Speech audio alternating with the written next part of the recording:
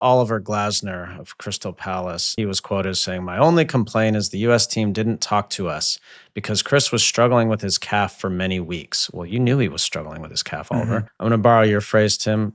Do me a favor, Oliver. But don't tell me you care about the player. Yeah. This is so obnoxious, dude. And as a national team fan, I could care less about Crystal Palace.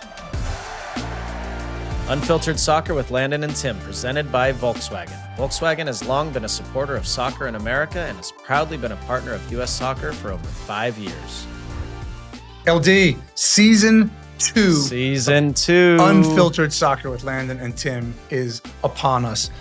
Didn't think we'd get here, but we got here. I'll be honest, when we started this thing, I thought we'd get maybe 2 episodes. And now they signed us back up. Let's go. There's a lot of happy people. There's a lot of sad people too. But a lot you know of sad what? people. All good. We're back. So this is exciting. All right. Lot to get into. So please, guys, as always, follow us on all our social media at Unfiltered Soccer and then subscribe to the show anywhere you get it. YouTube, Apple, Spotify.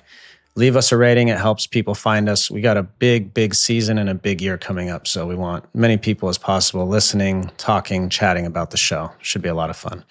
As always, you can email Jordan at feedback@unfilteredsoccer.com. Quick thing, Tim, I was at, when I was at the US game in Austin, I was there with Jessica Wolf, who runs marketing for VW, for Volkswagen. And she was telling me about this street slam coming up in LA. So I just want to kind of promote it.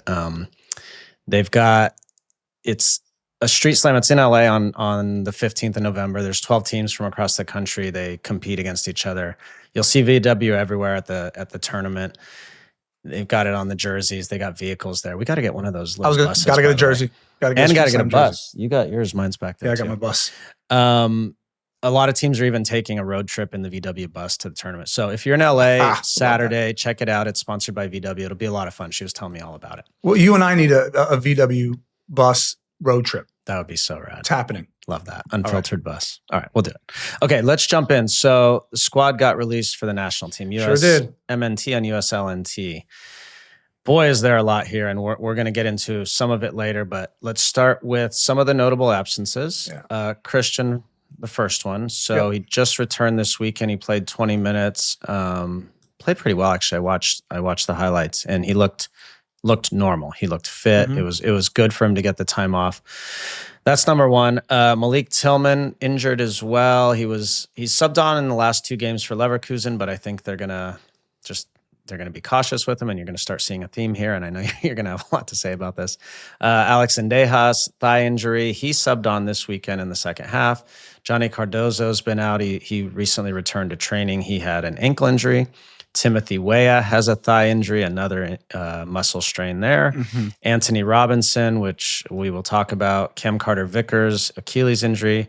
Tyler Adams, we're going to talk about this later, along with Chris Richards. And then Weston McKennie. So let's just start with the injured guys, and then let's talk about Wes, Matt Turner, who was also not there, and get into the guys who are fit, but not there. Yeah. So go ahead.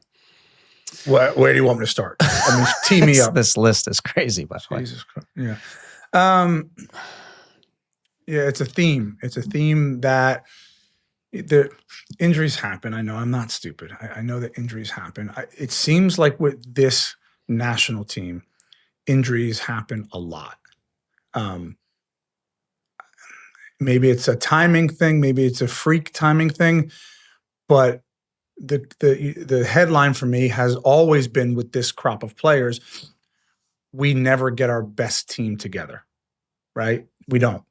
And when we have the opportunities, we miss them. The Gold Cup was a great opportunity to do that. We missed it. November, the U.S. Soccer and Pochettino put their flag in the dirt and said, "This is it. From here on out, my best team's coming in."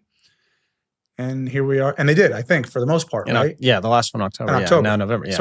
Sorry, October. And then now here we are again. This is now a group of players. And by the way, much love to these players who are going into camp, but this is like last chance saloon for the bubble players. That's going to be important to them that they make the team, and freaking hats off. I'll pat them on the back and shake their hand. That's awesome to make a World Cup team, but they're not going to be the players that are essentially going to be the ones on the pitch in the big moments. Yeah. Right. For the most part. So like, I'm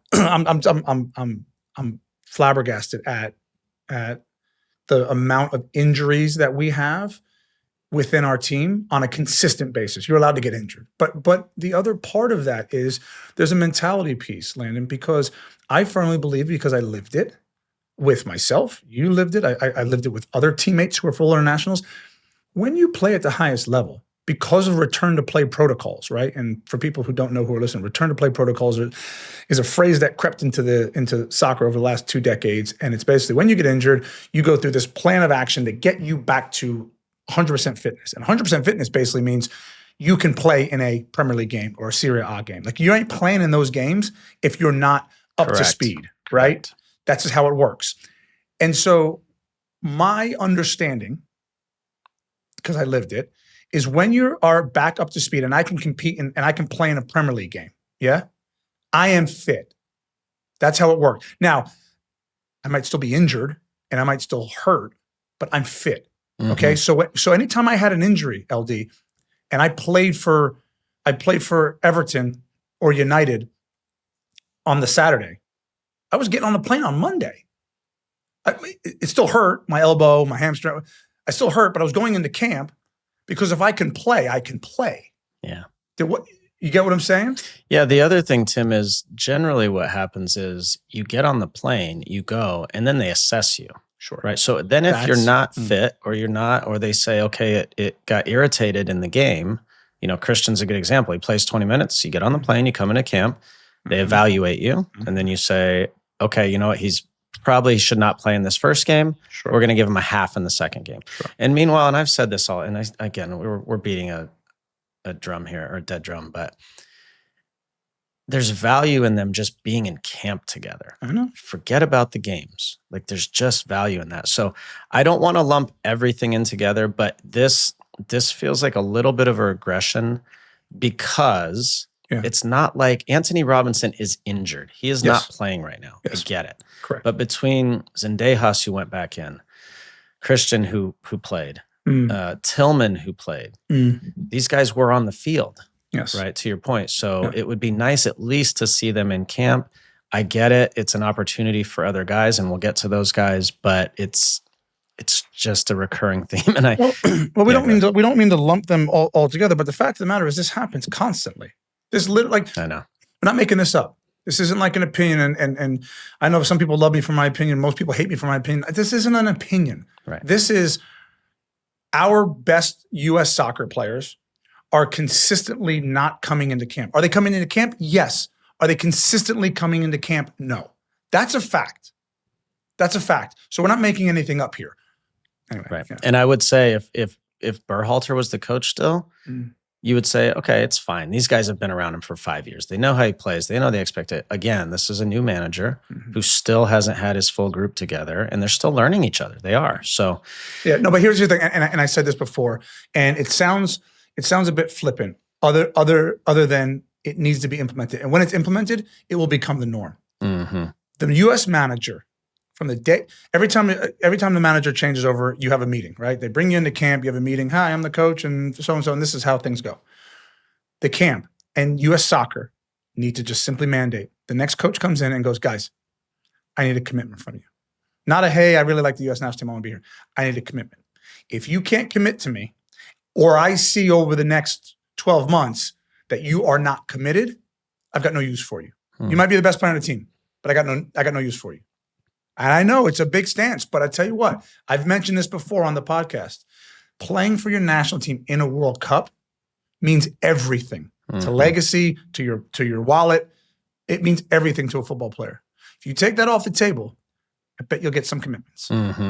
So anyway. And we should clarify, I listened to Pochettino's press conference. We don't know, ultimately everything's his decision, right? Because the players are obligated to come in if he calls them.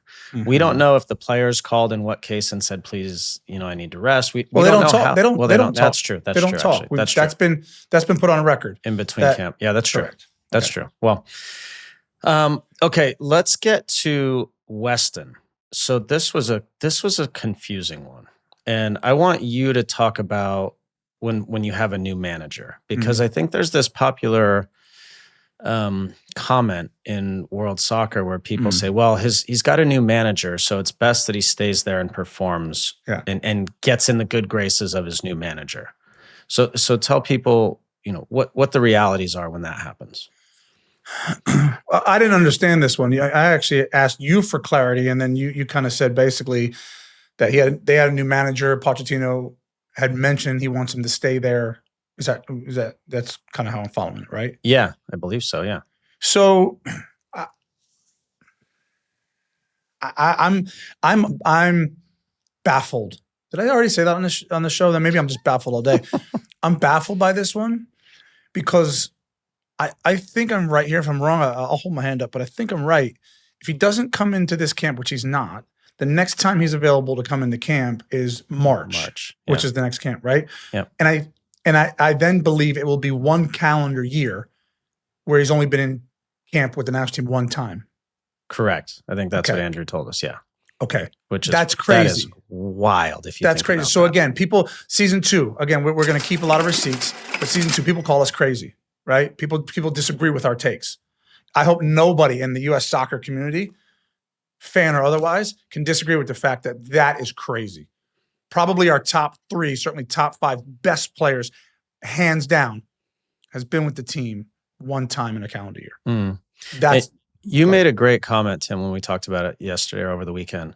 And I hadn't thought about this way because I'm sympathetic to all these things. I do. I get it. A new manager, all that. You're softy. But you said the new manager comes in. Yeah. He's got hundreds of games of Weston McKennie he can watch. He's not an 18-year-old who just came into the squad who's trying to make a name for himself. And he's got, by the way, 8, 10, 12 games this year of him. And he knows who he is. So my comments were, because this is what you're hinting at.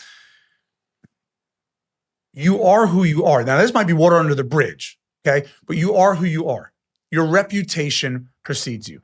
If a new manager, which they did, came into Everton, he wouldn't have any questions about Tim Howard.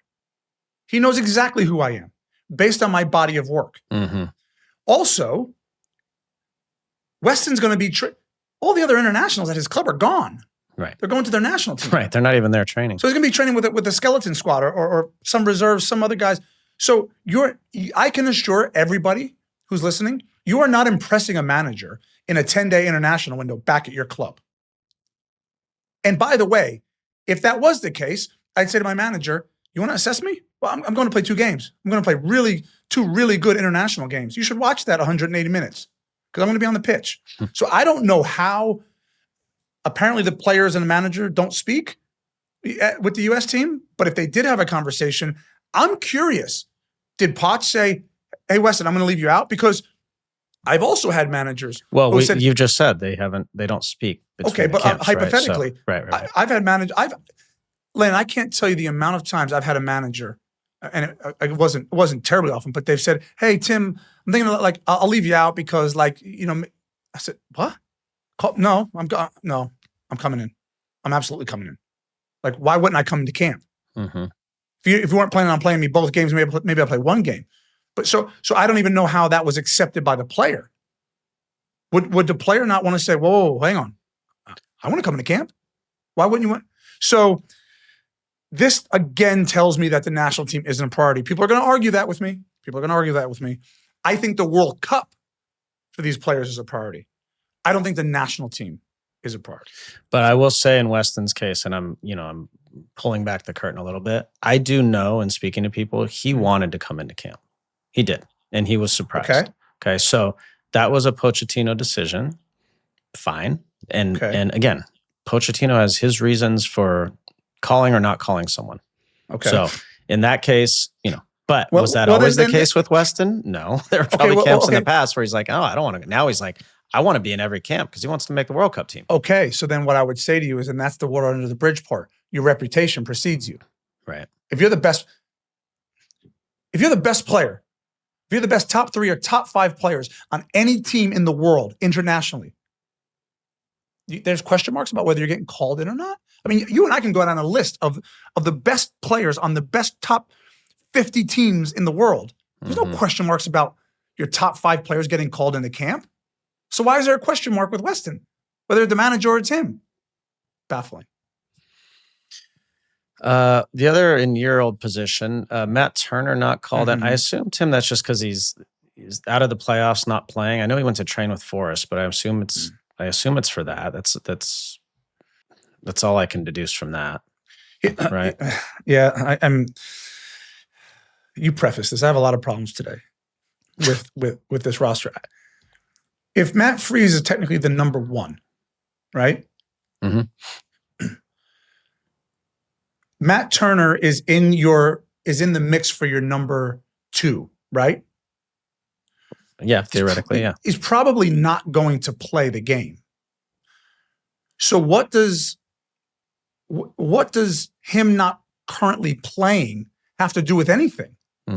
You're calling in guys who are currently playing, but they're never going to make the roster. Again, this is about building the chemistry, the camaraderie. Like in that goalkeeper group, I know that. Like you want continuity. You want Matt Freese. You want Matt Turner. You want whoever else is going to be 3 or 4. You want them in. You don't want just random people in. We're almost 6 months away from the World Cup. I don't know what playing or not playing has to do with it because he's ultimately not going to play the games anyway. Matt Freese is going to play the games. So if you think that he can lose match fitness or match sharpness, it doesn't matter. You still want him in the train. And to be around the team. Right. Okay. All right. We talked about Chris Richards. We'll get to him in a minute. So some of the guys who now have opportunity, Gio, Joe Scally, Aronson, we can set him a little bit aside because he's been into a lot of camps. Austin Trusty, who was man of the match in their win over Rangers. Yeah. Any of these guys, Tim? I mean, let's put Aronson aside. Scally, Reyna, Trusty, can these guys make the World Cup team? I think let me start. I think with Scally, he's an interesting one because he can also play left back. Yeah. And I think with Anthony Robinson struggling, I think that has to be a thought, right? Like who's the next guy who can play as a left back with Arston, right? So he's an interesting one. Yeah. Yeah. And Trusty, if they're going to play in a back 3, maybe there's more competition there now, right? Yeah. I mean, look, I'm interested in the Joe Scally one. Because of that reason. Austin Trusty only because I do think we have 2 center backs. I think we're going to play in a back 3. Right. And I think we have 2 center backs. So I think we need to find a third one. Yeah. Or what that looks like. So and a third, fourth, and fifth, right? For depth. Yeah. Yeah, of course. Yeah. And then, and Gio, look, I'm a fan of Gio because I have my eyes wide open about who U.S. soccer is, right? And like I said to you before, time and time again, we do not produce players like this. Whether they reach their full potential or not, we don't produce players like this. We've had, and I mentioned on this show, we've had Tab Ramos, we've had Claudio Reyna, we've had you, we've had Clint, we've had Christian, right? That's 5. I might be missing 1 or 2, but to the people who are generational talents, we don't have those players. We've got robust players. We've got good center backs. We've got good goalkeepers. We've had good strikers. We don't produce that type of player. And he is one of those players. And so I still hold out hope that he can find the form with the U.S. national team and that he can find a place because and I know, it's tough to take the ball in big moments. When the lights are shining bright and you're the underdog and the world is watching, it's tough to take the ball in tight spots and tough moments. And I think he has the ability to do that. And I can't say that about many players. So we keep saying it's his last chance, and we've said it a million times. He's got a bit of 9 lives, but for his sake, I hope he just goes in humble, does all the right things, works hard. If he plays a few minutes or starts a game, whatever, do everything. I hope he's learned that that's the way you get in, and we're going to find out. So. Curious how you guys feel about the squad for the November friendlies. Let us know in the comments. Obviously, a lot of question marks and a lot of chatter there. Okay, let's talk about Chris Richards. We alluded to it. So, previously, AC Milan had talked about their disappointment and their frustration with the U.S. playing Christian Pulisic against Australia. Now, Oliver Glasner of Crystal Palace talking about his frustration. He was quoted as saying, "My only complaint is the U.S. team didn't talk to us because Chris was struggling with his calf for many weeks." Well, you knew he was struggling with his calf, Oliver. We talked to them and said he should rest as they were just friendlies. They played him twice every single minute. That's disappointing. On the other side, we've tried to manage his minutes here. You have. Resting him against Larnaca. I've never even heard of them. So, yeah, of course you rested him. But you can't cheat your body. Chris's body told him he needs more rest. Let's see. I haven't taken a final decision if I start him tomorrow. He says he's fine. The medical department says he's fine. He did play the game, by the way, and he played a full 90 minutes. I'm going to borrow your phrase, Tim. Do me a favor, Oliver. Do me a favor. This is so obnoxious. And if you play a player over and over and over and over, and then when he goes away, he says he needs rest, you can just F right off because you're not doing what this is. Anthony Robinson all over again last year. He played, didn't train all week, took injections, pills, whatever, played again. You don't care about them. Don't tell me you care about the player. Yeah. This is so obnoxious, dude. And I'm glad Pochettino went back at him. Yeah. It was so great. I want to read this too. This was his response. When you're a head coach in a club, you are always an egoist. You don't think about the national team, or sometimes you believe that you have the right to say things that are not right. I think we managed very well the situation with Chris Richards. We played him because he was ready to play. Love that. And by the way, and then he touched on this too. Yes, they're friendlies, but we don't have qualifying. Correct. These games are everything for us. Correct. And I just, Oliver Glasner, as a national team fan, Tim, I could care less about Crystal Palace. Whether they finish first or 19th or they go to League Two next year, I could care less. I care about Chris Richards. Sure. Right? Sure. And if you want him rested and not playing with the national team, then you can't play him every second of every game. And don't tell me they're just friendly. He could just, No, you're right. I liked Pochettino's response. I didn't agree with Oliver Glasner. Again, we're with this and Tyler Adams situation, we're going to try and, as you say, pull the curtain back a little bit to give our listeners, like we say, club versus country. It's a real sort of problem and debate that every player deals with. But ultimately, what we're trying to do is give you insight into like, this is real. Like, where does the player's responsibility come into this? Where does the clubs? Where does the countries? And look, I get it. On the surface, the first thing that everybody who disagrees with us is going to say, well, Crystal Palace, AC Milan, Everton, Man United, whoever, they pay your wages, which is okay. There's an argument there. But ultimately, the value of a player, which the player is an asset to the club, the value of the player goes up significantly if that player is a full international and plays in a World Cup. So that's the counter argument. Ultimately, if this is an issue, if his calf is an issue, then he should not play 2 weeks for Crystal Palace. He should rest then. But Crystal Palace, rightfully so in their case, think that they're a priority. That's why I said all along, U.S. Soccer has to up the ante, right? They have to be able to say, guys, if you don't come into the national team, I can't play you. It's as simple as that, right? And yes, it's a bit of brinksmanship, but I guarantee you players will start. And by the way, Chris Richards, I'm not calling him into question at all. The guy's a warrior, and he's one of our best players. I'm simply saying at a certain point, it almost has to be, I couldn't dare not get on the plane and go to my national team. That has to be the feeling amongst the players. But I don't think that's the case right now. But anyway, Oliver Glasner. But Tim, that puts the player in a tough spot. I remember times Bruce Arena would say to me, look, maybe you shouldn't go away with the national team. You know, maybe you should get, and it's like, well, what do you want? You want me to call my coach and tell him I don't want to go in? Yeah. Right? Like that's a tough situation to be in. And so it's tricky to put the player. I'm just thinking this as you're saying this, so I'm just gonna say this out loud as you're saying it. I think there used to be a time where you genuinely had friendlies that were not in FIFA windows, and that's when there was a negotiation. Like, should this player really come in or not? Yeah. Now FIFA has made very clear FIFA windows. The expectation is that your players are going to be gone if you're a club team. Yes. That's the expectation, period, end of story. If they come in and they're not fit to play, then they can rest with the national team or they can turn around and go back. I know Serginho Dest did that at one point. He came in, they evaluated him, wasn't right, send him back.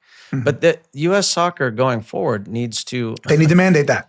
Minute a new coach comes in, you call every one of these clubs and you say, hey, just so you know, every time there's a FIFA window, if there's a guy on there and we call him in, he's coming. Period. End of story. And there's too much ambiguity now. And it's like this negotiation and this talk and massaging it.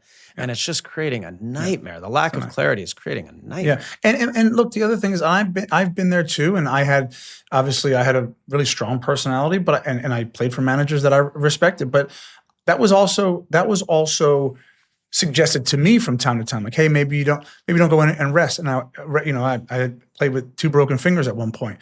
And I said, no. I want to go to the national team and I'll inject my fingers the same way I did for Everton, and I'll come play those games and I'll come back and I'll do the same thing. Like that, I put that on my shoulders. Nobody was going to tell me when and where I could and couldn't play. That was never. But that's when you were an established pro. These are established pros. Chris Richards plays every week in the Premier League. Yeah, Christian Pulisic plays every week for AC Milan. That's true. These are established pros. They are. They're the best play. They're some of the best players on all of their individual teams and the national team. Yeah, that's fair. They don't have to be 35 to be established. No, that's fair. Yeah. All right, let's move on. All right, guys. Reminder to subscribe and like on YouTube. Our graphics team just told us a little soccer ball appears when you like it. That's kind of cool. My kids will love that. Do you agree with this Chris Richards thing? Do you disagree? If you agree, give us a like. You get a little soccer ball. Again, my kids are going to be stoked on that. Let's talk about the Tyler Adams thing real quick. So this was weird. So you were on the desk. I turned on the game literally at the 5-minute mark, and I saw 2 players down. Yeah, and you turned it right on at that. My first, moment. my gut was like, oh, please don't be Tyler. Yeah. And then it was Tyler. And so I went back and I watched the play. Now, he did not, this is interesting to him. He didn't come off the field after this collision. As a head-to-head collision, if you haven't seen it, go watch it. The other player, what was his name? Smith, came off the field and was substituted because he was deemed to have a concussion. Tyler did not come off the field, played the rest of the game. And then this morning we find out that he's not coming into camp and he's been replaced by Timothy Tillman for camp. And this one is confusing to me. And I'm trying to assume the best, but I think I know the worst. And I think, I'm not going to speculate, but I am going to speculate. I saw the play. I saw the collision. Bournemouth hasn't said anything yet. There was no other play in the game that would have told me Tyler got injured in any way other than there was likely they evaluated him and they said, you cannot travel. You cannot get on an airplane. Am I wrong in thinking that? No. So for clarity, there was Smith and Tyler Adams. There's a coming together. They both have eyes for the ball. It's a horrific head clash, LD, right? So for anybody who didn't see it, they both have eyes for the ball. They go up. They basically smash each other's heads, and then bodies go flying. And when I say bodies go flying, I think they landed probably 10 yards apart, maybe. It's a little bit of a guess. But Smith was out. Smith was out in the air. He hits the ground. He hits his head. He's locked up. He is out. Cold. Okay? Tyler, I don't know if he goes out. I didn't see that. It didn't seem like it. But he's also, both of them are down and hurt for a long period of time. They both get assessed. I think actually, if I remember correctly, because it was the same team, I think the Bournemouth medical staff went to Smith, and I think the Aston Villa physio or doctor went to Tyler, only because he had a thought it had a Villa jacket on, which happens for extra medical purposes. Smith, after I don't know how long the stoppage was, Smith goes off. He's got blood running down his head. He was out. He was completely knocked out. He's concussed. Off you go, right? They use a concussion sub. I have to go back and look. I don't think Tyler left the field of play, which should be the protocol. I think you have to leave the field of play if there's a head injury to get assessed, I think at least 30 seconds or something. Now look, good friends of ours, Taylor Twellman, who leads tons of research and all the things that he's involved in with concussions and head injuries. Dr. George Champus, who was a dear friend of ours at US Soccer, heads up the NFL Concussion Committee and all the things around US Soccer and FIFA with their concussions and protocols. We've reached out to them and tried to get some, obviously, information. But I think it's a big miss that if I'm going to assume here, which I shouldn't do, and if I'm wrong, and if Tyler Adams has a toe injury or a calf injury, I'll retract what I'm saying. But if what it looked like from you and I have played the game for a long time, we've analyzed the game for a long time, this looked like a serious head injury. And if Bournemouth are saying to us, he played 87 more minutes with a head injury, and we get to Monday, and he can't get on a plane for that reason, and he can't play for that reason, or he's possibly in concussion protocol for that reason, then I'm saying they've put the player's well-being in danger for allowing him to play on after it's an obvious collision and clash of heads. So, yeah, continue on. At a minimum, Tim, he should have come off the field and been assessed. At a minimum. If at that point the assessment, they messed up or something, they put him back in and they realize after the game he's got headaches or he can't sleep or he's throwing up or whatever the concussion symptoms are, that's fine. And again, we are making an assumption. If we're wrong, we'll say we were wrong. We're making an assumption. And so it was bizarre to me that he didn't come off the field. And I'm just wondering how long now until they do what the NFL does, which is have independent people assessing them. Because what people don't understand behind the scenes, there is immense pressure on the medical staff to get players back into the game. Mm-hmm. So now if you're a coach, you're going, well, I already had one player subbed off for a concussion. I need Tyler in the game. Sure. And you got to have someone with real stones to say, he's not going back in. And my guess is they'll be like, okay, I guess we'll get. And Tyler, of course, he's probably saying, I want to go back in. I want to go back in. I want to play. And so let me refer back a week, maybe 2 weeks. Okay. And I don't know, we didn't talk about this, but Bergvall, the midfielder for Tottenham, right? I think he took a ball to the head. I couldn't remember what it was, but he comes up and he's stumbling and staggering, right? Then he goes down. So the physios come on, right? Typical concussion reaction. He gets angry and he's waving them away. And they're going, no, hold on. Let me assess you. This is Tottenham versus I can't remember who. Mm-hmm. And in the Premier League. And I swear to you, the pictures will not lie. They're doing an assessment. He's angrily waving them off. They're just chill out. Let's do this assessment.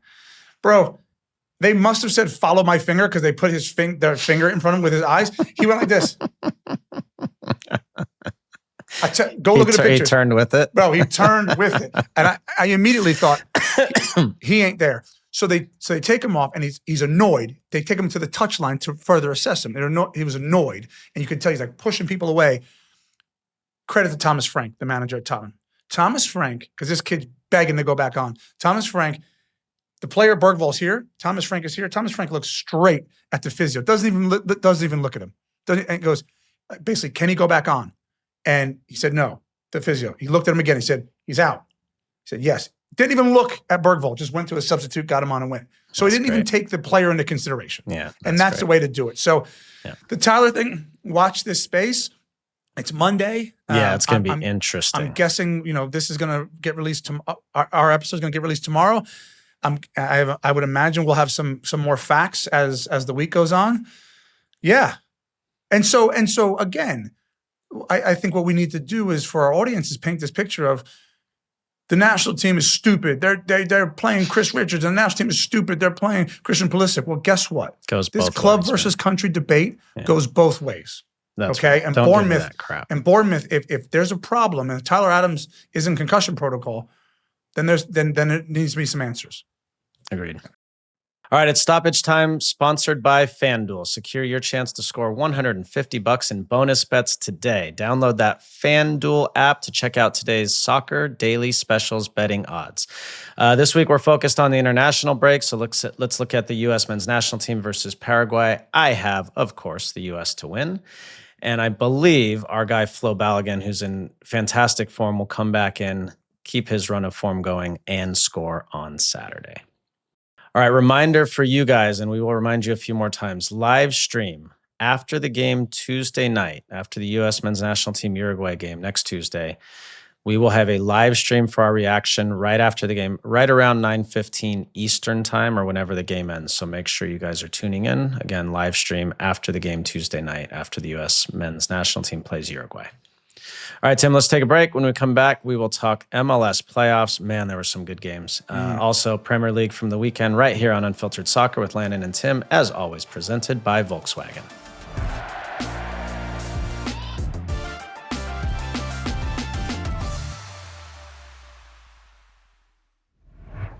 The Unfiltered Soccer podcast is brought to you by Volkswagen, the presenting partner of U.S. Soccer. Find out more about how VW is supporting U.S. Soccer at VW.com.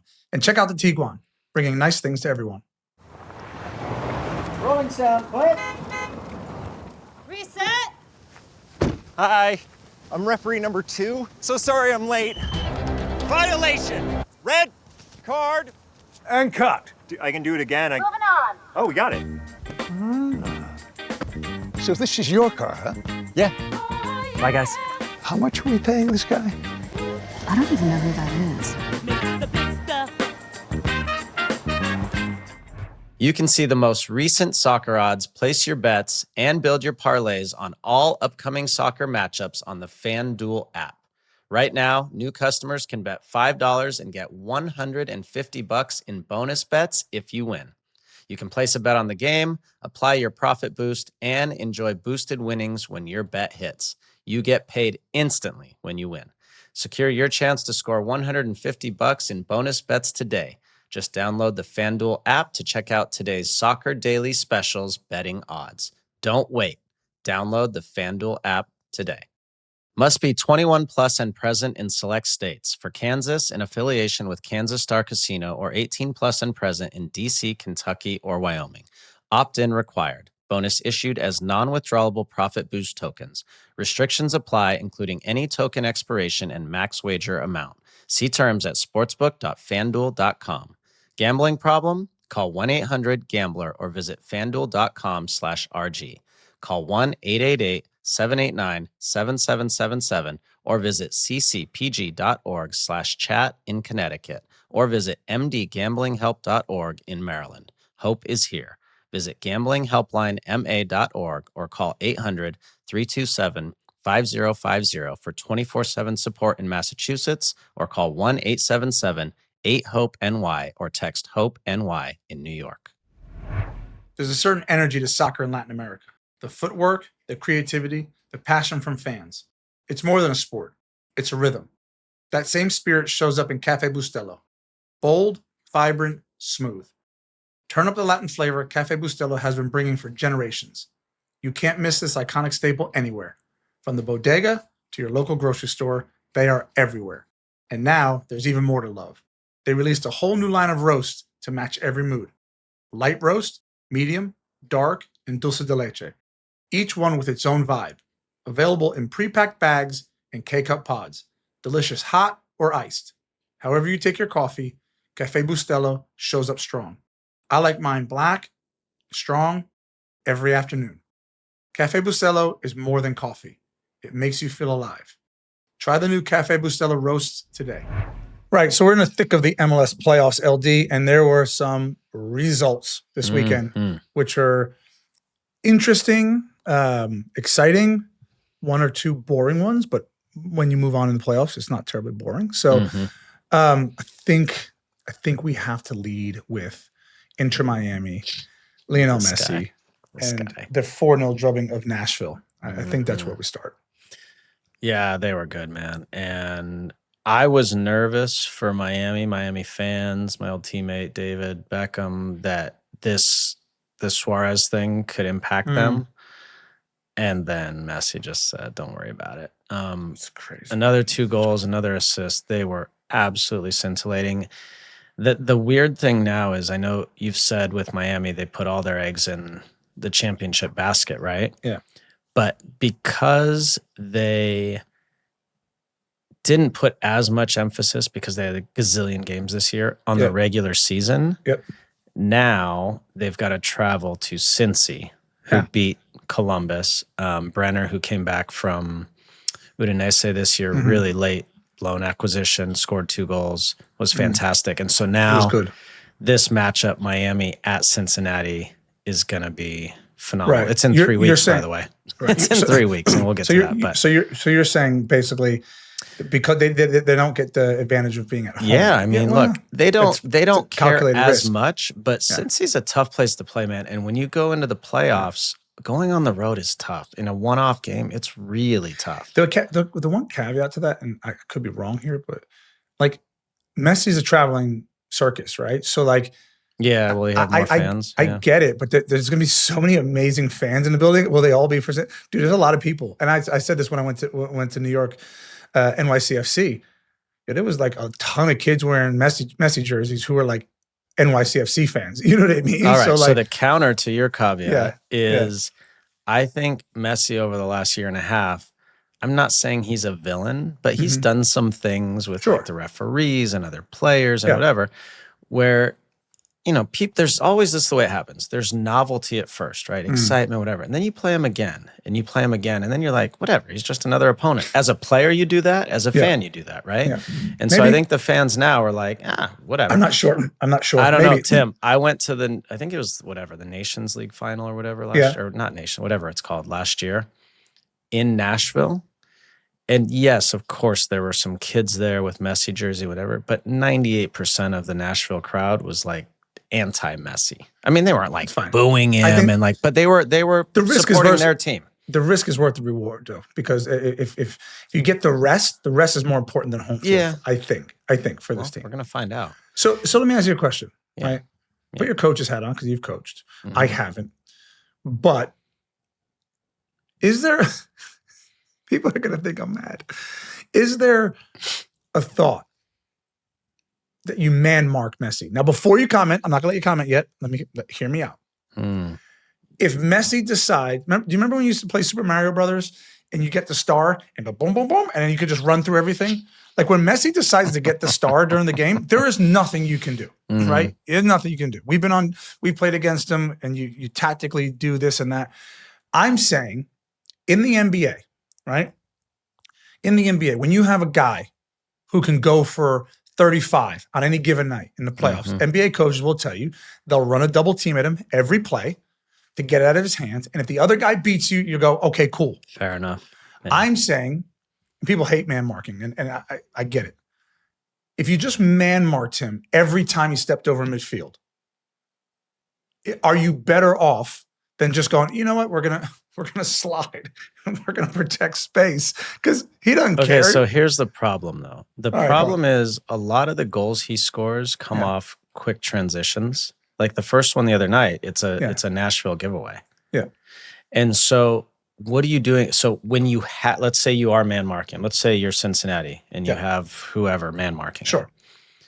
When Cincinnati has the ball, what is that player doing? Now we're playing 10 on 10, bro. We're playing 10 on 10. So you're just saying, if I'm making, I don't even know who would man mark him for Cincy, but that player is supposed to man mark Messi even when Cincinnati has the ball. You're just standing, because that's when he's most dangerous in transition in those moments. No, it's a good point.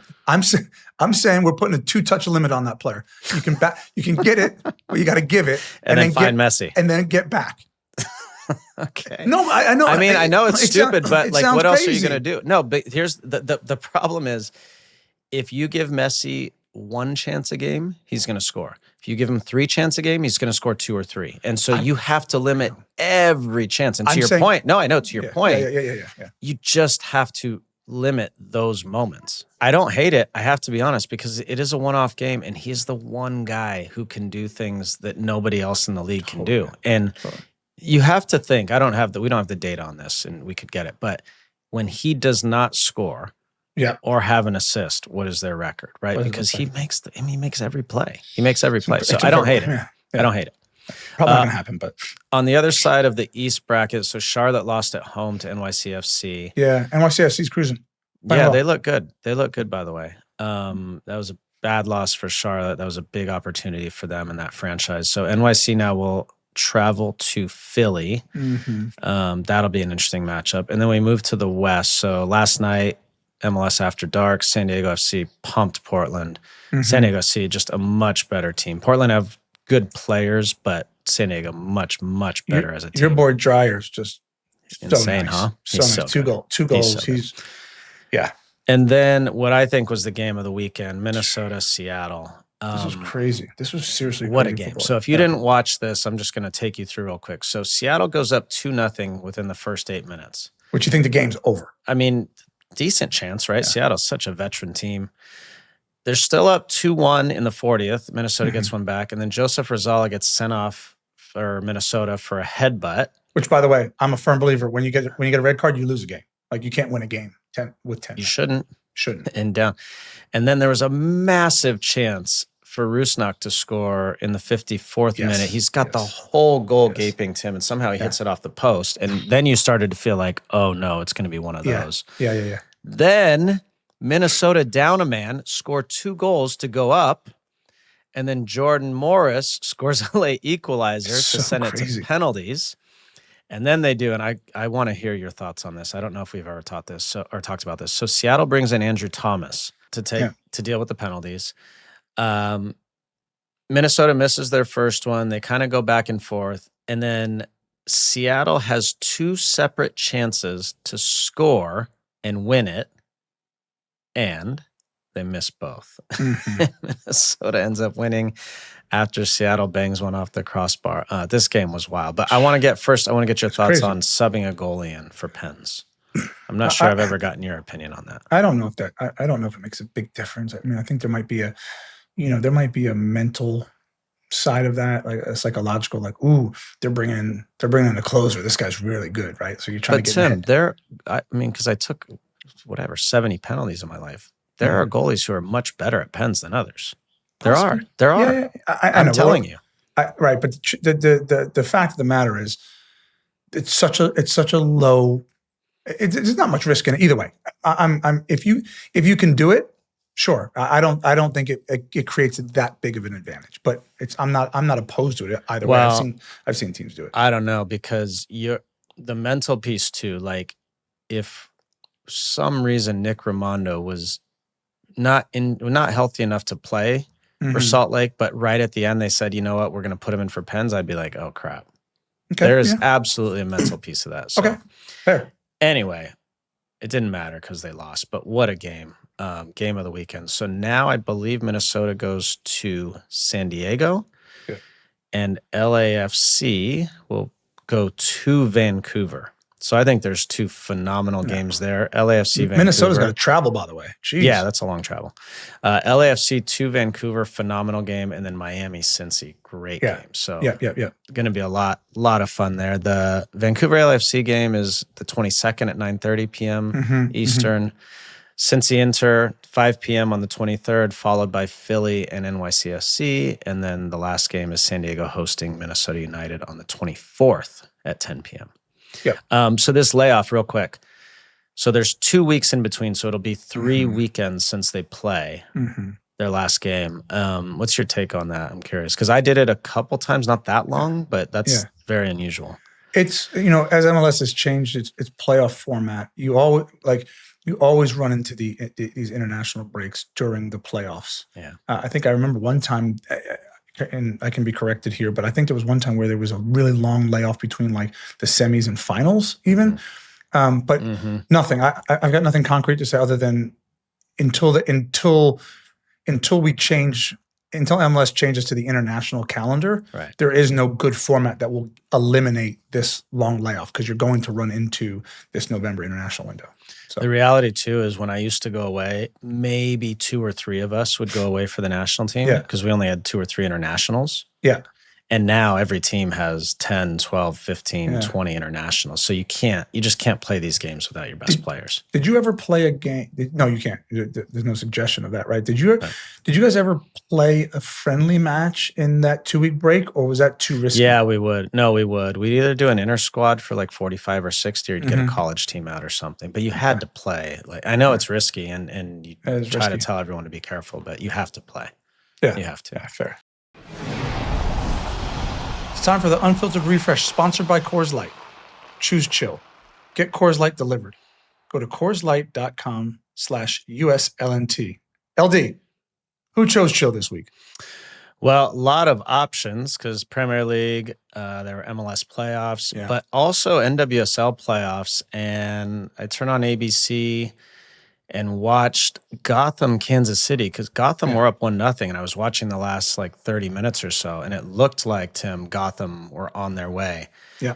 And Kansas City somehow, right at the death, gets a goal, and you just felt like Kansas City were so much better than everyone all year. You felt like, oh no, amazing. For Gotham, that's it. And for our now friend of the pod, Caitlin Carducci, we thought that was her on her way to the next round. And Gotham, to their immense credit, found a goal in extra time and won the game away at Kansas City. Yeah. They absolutely chose chill. A phenomenal win. It was incredible because, like, Kansas City, you mentioned it. They were so much better than everybody. Much better. There was such a lack of parity at the top. They were amazing. And you just kind of come into it as the underdogs. But what you forget about Gotham is they're so well run. Yeah. They're such a well run group from top to bottom. I know Caroline Tisch personally here in New York City. The job that they're doing with that club is phenomenal. Jalen Howell, she's her. I mean, she is her. She played with my cousin at Florida State. She dominated the college scene. She's from Colorado, so comes from an incredible athletic background with her brothers and dad. I mean, incredible, absolutely incredible.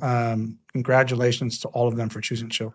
Yeah, and there's a piece of it that Kansas City didn't have anything to play for the last probably 7 weeks of the season. Gotham were fighting to get playoff positioning all the way. And so congrats to you, Gotham, for choosing chill and for moving on. Great job. All right, let's move on to the Prem, Tim. It was a really good weekend, actually. Let's start with City Liverpool. Should Arne Slot get the sack? I'm just kidding. So City... very, very dominant in their win. It looks now, do you agree with this, Liverpool aren't going to be a part of the title race? It's hard to imagine, right? It's got to be City Arsenal. I don't, Rebecca Lowe asked us that on the desk, and I said, look, I think the gap is too big. That being said, it's weird. I don't think they're going to be in the title race. That being said, there will be games lost. Right, so if this continues, I think it's an 8-point gap. Is that right? I can't remember. Yeah, I think it's and what will happen is everyone will get it. If Arsenal lose a game, and then on that weekend, Liverpool win, then they claw it back to 5. You're like, well, it's not impossible. So I don't know. I guess what people are saying. Is Liverpool have lost 5 of the last 6 in the Premier League, right? So the thought process is they'll probably lose more than Arsenal will. Right. So, but you got to think they're going to drop points too. Right. So, I don't think they're in that conversation right now. But again, that can change. But I would say at this point, no. Okay. I'm curious what you guys think out there. Are they out of the race or not? Are Liverpool done? Especially because Jordan's going to freak out if you say they're done. So, we'll ask Jordan. We'll ask Jordan what she thinks. What about the goal that was not given? Van Dijk's goal. Van Dijk's goal. Yeah. Yeah. I saw you guys on the desk talk about. Well, let me give mine first. This is hard because it's subjective, and the idea of having rules and laws and whatever is to take out subjectivity, so it's not just a human decision. The reality is it's a human decision, and you're trying to judge intent. Here's my view, and by the way, I am no Liverpool fan. Okay, so Van Dijk heads the ball. Is it Robertson who's in the way? Robertson's there. My question is, does he interrupt the view of the goalkeeper, of Donnarumma, or does he get in the way that prevents him from making the save? And the answer to both is no. He's not going to make the save whether Andy Robertson or 10 other guys are there. It did not matter. Now, if he was going to make the save and they're in the way, then it's different. He wasn't going to make the save. So that's the way I interpret it. Yeah, no, I saw it the same way, and that's kind of how I explained it on air. It was like the rule was implemented so that if the goalkeeper's line of sight was impeded or he was physically impeded from going to dive, but that was neither of those. None of that happened. So that wasn't for me. Yeah, the goal should have stood. Donnarumma saw the flight of the ball. He saw it leave Van Dijk's head. He goes full stretch for it because he knows that's the only way he can try and get it. He pushes, and when he goes to push, Robertson's not there anymore. He's ahead of him. He's a little bit to the left, and he ducks. And even when he ducks, it's not as if he's trying to then read the flight off of Robertson's head. The ball's past him. So, yeah, I disagree with the call. But, okay, it was a big turning point, and in the end, I just want one time, and I'll leave it at this. Just one time, I want a coach who's on the wrong side of that decision to say, yeah, the refs got it right. Because Arne Slot said, it is obvious and clear that the wrong decision has been made. Yeah. Just one time, I'll give you an award, something. Just be like, you know what? Yeah, they were right. Every time, it's like, oh, it was a handball. Oh, it was a penalty. Yeah, it's just like, I know, I get why, but can you just, at one point, just be a little, I know, it's such BS. All right, Spurs United, weird game. Really weird game. Tottenham were awful in the first half. United were awful in the second. In the end, you get a 2-2 bizarre game. Spurs should have won. They get a late goal. They were up a man, right? Yeah, then they were up a man. It was strange game. Probably fair result, right? Yeah, I think it was a fair result. I mean, again, as you explained, weird game of football, kind of back to back and end to end. Sort of.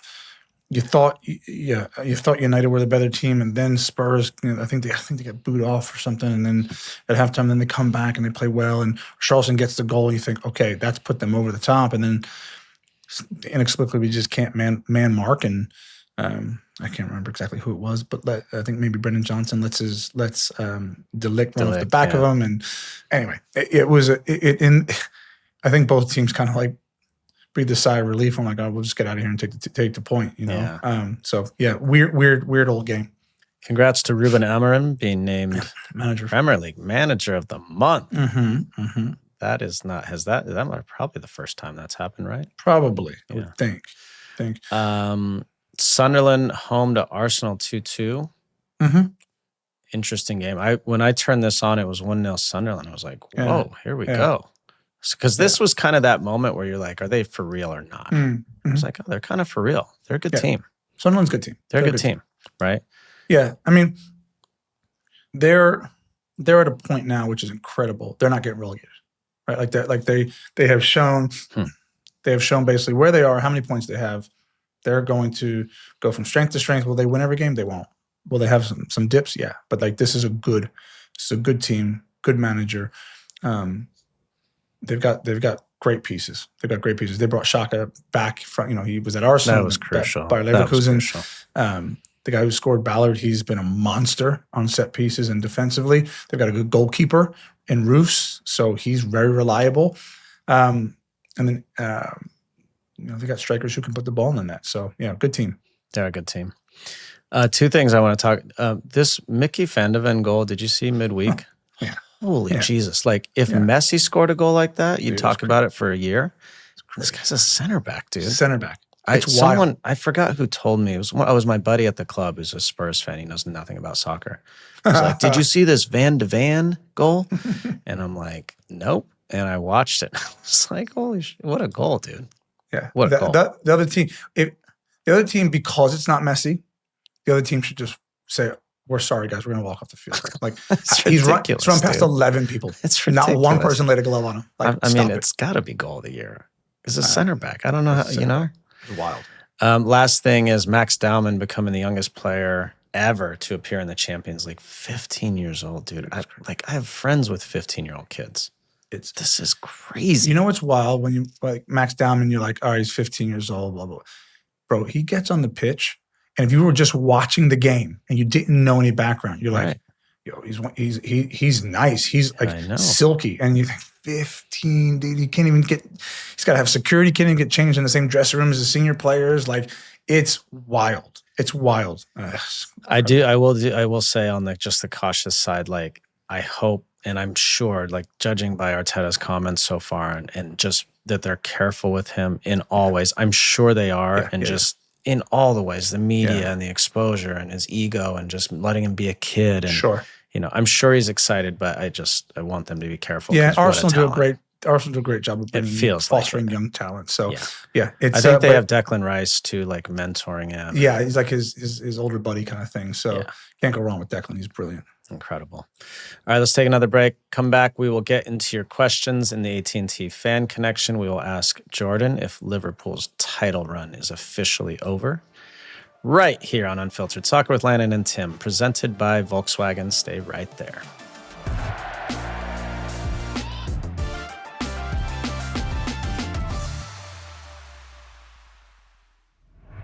This episode is brought to you by Airbnb. All right, Tim, between your work, your daughter, your son, or maybe just your own enjoyment, how much traveling do you think you've done to see soccer this year? Honestly, I've lost track at this point. Just this summer alone, I was all over the place. But it's a beautiful thing to see how many soccer fans and how soccer has been embraced no matter where we go. Yeah, I mean, I was just in Austin. I'll be traveling to New York. Everywhere I go, I meet fans. Whether I'm going to see a game myself or just on vacation, I see people everywhere. I hear stories. I hear stories about their pilgrimage to Everton to go watch a game, to go see the new stadium, to go see their favorite team. They get immersed in the chants, the songs, that incredible feeling of seeing the game up close and personal. Well, I mean, I think that's where the game has changed. These trips have become a big deal for soccer fans, and this summer is going to be no different, as we'll see the soccer community make their way to 11 host cities here in the U.S. to support their favorite national team. It's going to be incredible. I can't wait for it. And what if those fans could turn their homes into an opportunity while they're away at the game? Hosting your home on Airbnb while you travel is an easy way to earn a little bit of extra cash, maybe go towards tickets for your game that you want to go to. We know they're not cheap. Or maybe to help your kids pursue their soccer dreams. Yeah, your home might be worth more than you think. So find out how much at airbnb.com/host. LD, for me, the holidays are all about connection to family and to friends. We host a lot. So we got a lot of people over the house. Oftentimes when it starts to get chaotic and the turkey or the ham's getting burnt and the kids are running around playing with their new toys, I go out back by the fire pit and I choose chill. I crack open a Coors Light. Yeah, it's my favorite time of year. It gets cold, not quite as cold as New York, but it's cold outside. It gets dark early. Kids are playing. We turn on the jacuzzi, relax in the hot tub with a Coors Light, choose chill, relax, have family, friends, good food, good memories. My favorite time of year. When you embrace a chill mindset this holiday, it's a good time to choose chill and crack open a Coors Light. Choose chill this holiday season and then reach for a Coors Light. Get Coors Light delivered straight to your door. Visit CoorsLight.com/USLNT. Or you can find it pretty much anywhere that sells beer. Celebrate responsibly. Coors Brewing Company, Golden, Colorado. There's nothing better than feeling like someone has your back and that things are going to get done even without you having to ask. Like your crisp new jersey waiting for you in the locker room or a perfectly set up wall for a free kick. Yeah, as we at Unfiltered Soccer get ready for next summer, we know that very little in the beautiful game is guaranteed. But as we prepare to bring our unfiltered brand of nonstop soccer coverage, it's good to know AT&T has your back with the AT&T Guarantee. Staying connected matters. That's why in the rare event of a network outage, AT&T will proactively credit you for a full day of service. That's the AT&T Guarantee.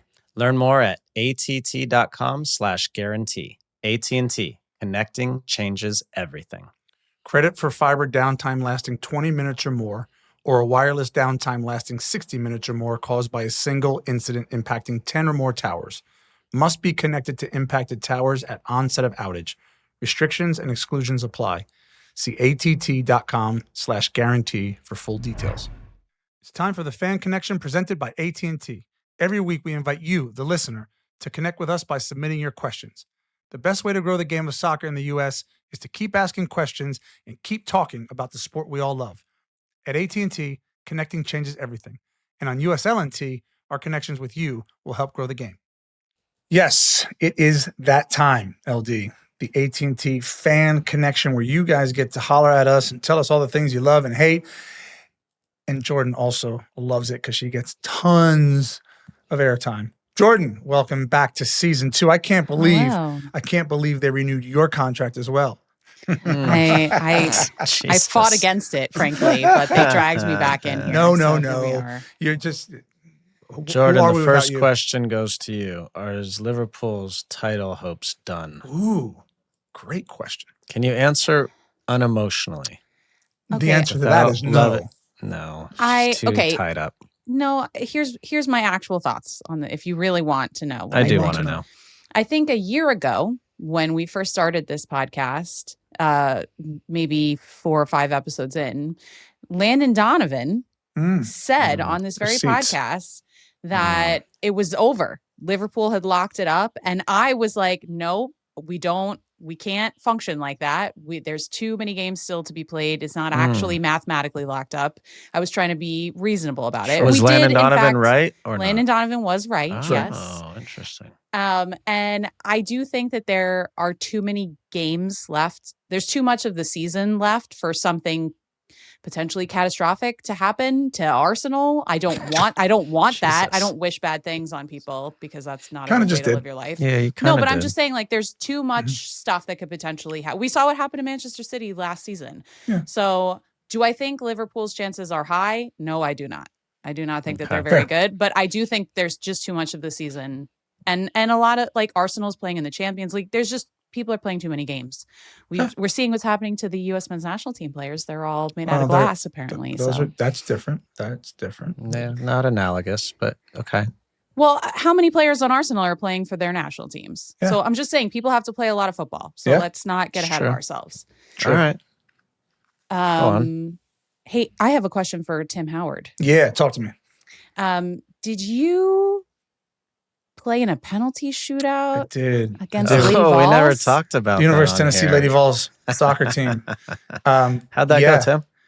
Well, because just for the record, again, Landon Donovan flip-flopped. He came to my side again. Yes, he did. I supported the ladies, and I would like to know which one of us was right. I got my ass whooped. The crazy thing about it is, here's the crazy thing. I went into it, and I was like, whether I won or lost, I was certain I would do better than I did. Really? Yeah. I was just thinking, like, you said 8. No, I said I would save 4. I said I would save 4. Like, between miss and saves, I'd get 4 out of 10. And the craziest thing was, I went into it saying, like, if I can read the shooters properly, right, you'll get there. I'll get there. Right. I got beat for pace. Like, I went to the right side, not the correct side, 8 times. And I got beat for pace. The ball hit my hand and went in. And I was trying my absolute hardest, which is crazy, but hats off. They are amazing. That group of young women are just amazing. They're such a family. It was so much fun to be out there, and it was actually a good time because, like, there was all these people doing digital content, and a lot of the girls have dogs, so the dogs were on the field, and like families came out. We made a day of it, and it was really special. My daughter banged one on me. I was like, oh, I'll get this. It was crazy. So a lot of fun. What did they make? 8? Is that what I heard? I think they made. Yeah, I saved 1. They missed 1, and they made 8. Bro. Wow. Wild, but it was a ton of fun. So we got to run it back. I got to get you down there. Their goalies. Yeah, I got to get you down there. We got to get some people down, and we'll go to a football game. We'll make it a whole big thing. Great. Love it. I think I can make 8 against them. Okay, so far at the top of the segment, Landon has 1 and Jordan has 1. So we've got one right prediction apiece. There we go. All right, easy for you to say. No, it wasn't. Right. I told you, I tried not to do this, but here we are again, season 2. Let's get into some questions. Let's start with something that somebody asked this question a little while ago, but it has turned out to be a little bit of a hot button thing, considering all the things that we've been talking about in the episode today. So here we go. This question is from Jason via email. It's been good to see Chris Richards become a goal-scoring threat on every set piece. He and Weston are a two-headed monster that could possibly reverse a long decline in set piece threat for the USMNT. Do you think concussion risk awareness in U.S. sports contributed to that long decline? The U.S. Soccer Federation limits heading practice for youth players. How often do the pros practice set pieces or crosses, and how many head reps would an attacker or defender take on those days? Wow, what a question. That's an interesting theory. I think at 13 now they can head the ball. Yeah, 12 13, or 13. 14. Yeah. I don't think that's why, but what I hadn't thought about, who was this, Chris? Jason. What I hadn't thought about, Jason, was we have declined in being good at set pieces. Because, Tim, for a long time, we were really dominant. Like Jay DeMerick, Los, Gooch, our strikers, like our attacking players, McBride. That's a good point. We have sort of declined in that way. We used to dominate teams on set pieces. And I don't know. What do you think that is? I don't know. Set pieces are very simple. You have to, Arsenal get all this credit, and I talked about this over the weekend. Arsenal get all this credit for being like the best set piece team in the Premier League and possibly in the world. You know what it comes down to? They have 2 people who have an amazing ability to deliver the perfect ball almost every time, right? So I know there's runs and there's blocks and there's all these theories. They literally, Declan Rice and Soccer from the other side deliver an inch perfect ball every time. So it gives them a better opportunity. And by the way, you go after that, you go and attack it and you want it more. So no, I don't think that's been a decline. I think it's you don't think we've declined? I don't think the reason for that is the lack of headers at youth. Headers at because the other part of his question was how often do you practice? I mean, you practice this stuff a lot, right? Yeah. You do practice it a lot. So, I don't. It was refreshing, especially during the Gold Cup, to see Chris Richards and Berhalter. And ultimately, in terms of reps, like once you turn 13, you're hopefully learning how to head the ball properly, right? So by the time you get to the U.S. men's national team, you've had over a decade. Well, the other thing they do, Tim, is you do head the ball before that. You just can't do it in a game. So they work on it like when you're young on how to. I do it with my kids in the backyard. I throw it really soft, and they head it with the right part of their head. Yeah. Have you tried to head it with your new hair? I knew that was coming. You're such an idiot. Shut up. How does it feel? Shut up, dude. Come on. All right, next one. Okay, speaking of Arsenal, this one is from Glenn via email. There's been much talk about set pieces from Arsenal this year.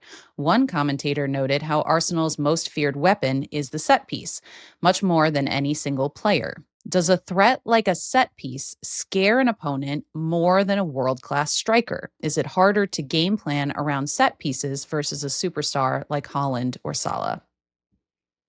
So my take on that is set pieces have become more and more difficult. And people have, teams have set piece coaches now, and there's way more time spent on it in analytics than there ever used to be. So my thought process, and if you're ever coached by David Moyes, he would tell you it's only one ball. So his point was like, they're scoring. He's like, well, we have more players in the box than they do, right? You always have more players in the box than the opponent as a defender, as a defending team. He's like, he would just tell us, go head the ball. What's the problem? Obviously, there's some nuances to that. I think the set pieces cause a major problem. Probably cause more risk than like a singular striker.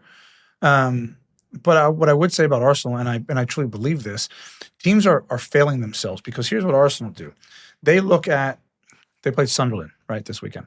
So they'll spend all week preparing based on what Sunderland do, how they set up. There's a man in the near post space, there's a man on the post, there's a man at the 6, they man mark, whatever they do, right? And then a lot of times, if you ever watch Arsenal, they're only picking out one player. It's Gabriel. Right? And because the service is so perfect, everyone's blocking and picking and doing all these runs to get Gabriel free, and then secondarily Saliba free, right? Where teams are failing is the week prior to playing Arsenal, you need to change your defensive setup, right? So you work all week on your defensive setup, and Arsenal have been studying everything you've done for the last 11 weeks. So when they get on the pitch and they put the ball down, they're going to go, oh, we're going to block that guy. Well, that guy's not there any longer. You set up differently. So you've got to counter their counter, and teams aren't doing that. So that's really good. And I will say, just to Glenn's question, there is a very real impact when you I think about Stoke back in the day. I think about when we had Beckham. Teams do think about, oh shoot, we better not foul, or you better not kick it out for a throw in here, or it's getting lumped in your box by Delap at Stoke, right? So when you're really good at set pieces, I bet you teams now are like, don't give away a corner to Arsenal. Don't give away a corner, right? And that there is a mental piece that does impact you for sure. That's right. Another question? Mm-hmm. Yes, ma'am. How about something about MLS kind of? Sure. This one is from Dan via email. I am a longtime Sporting KC fan. I know, tough times at the moment. Sorry to hear that, bud. But I was slightly disappointed when they changed their name from KC Wizards to Sporting Kansas City. Great kit. Felt like it killed a bit of the American soccer culture once MLS teams began naming clubs after European team names such as Real, Sporting, Inter. It seemed like we were becoming something other than ourselves, and it killed American soccer culture once. What do you think about this? Great question. So I am a Metro star at heart. So I appreciate this. And Landon, you played for the Earthquakes and all that good stuff. Here's what I would say. We try to reinvent things from a marketing standpoint to make things better, right? And so I don't fault the league for that. If you look at the Kansas City Wizards and that kind of culture they created and the uniforms, that's special, right? And I'll give you a parallel. If you look at the Philadelphia Eagles, or you look at the Denver Broncos, right? Their retro uniforms sell better than their current uniforms because everybody wants to see it. They're like the Eagles should play in Kelly green. They shouldn't play in the dark green. The old Randall Cunningham jerseys are the best ones. When you look at Denver Broncos, the Orange Crush is who they are. That uniform. They're not navy blue. So I do think there's a miss there where it's almost like the old is new again. And so when we try to like reinvent this new soccer culture and go to some of these European team names, I think there are going to be an argument for certain clubs, Kansas City being one of them, where you're like, maybe the old was better. Yeah, I mean, I don't have too much to add. People are making decisions to try to market the club better, and they know way more than we do. I just will say with Kansas City, so we used to play in Arrowhead, and at first they were called the Wizards, and then they changed, I think briefly they changed it to the Wiz. The Wiz, yeah. And then they had this guy who would run around the stadium, and he would say, Zards, Zards, Zards, and try to get the crowd to chant. Sorry, I can't make this up, dude. And we'd be in warm up, and we'd be dying, dude. We almost couldn't warm up because that's amazing. Such a joke. Soccer 1.0 in this country. MLS 1.0 was the Didn't you guys have I'm digressing. Didn't you guys have a drummer guy in San Jose? Wasn't there like an older gentleman? There's all kinds of there's all kinds of stuff. Bang this drum is crazy. Anyway, it's the best. Kansas City Wiz. Zards. Go Zards. Go Zards. I want to get a T-shirt that says that needs to be an Unfiltered Soccer hashtag. Go Zards. Do you think it would help the team if they became the Wizards again? The Zards. I think it's a very good franchise. I play against them a lot. I think they do. No, I don't think it would help. They do a lot of things. I think they're doing well. Yeah. Okay. Reminder for everybody out there: if you would like to see your question answered here, send me an email at feedback@unfilteredsoccer.com and demand that Jordan gets your question in the show. Mm-hmm. Don't demand. Please. I don't respond well to demands. Say a demanding, please. Yes. Please, in all caps. I will accept that. That's fine. All right. Thanks, guys. Amazing. Thanks, Jordan. All right, Tim. Great show. Good to be back. A reminder for everyone, live stream next Tuesday, 9:15 Eastern time, or whenever the game is over with the national team. We'll be on here live to answer questions, dissect everything that happened. Thanks again, guys. First episode of season 2, amazing. As always, subscribe on YouTube, please. Apple Podcasts, Spotify, anywhere you get your podcasts. Follow at Unfiltered Soccer for bonus content.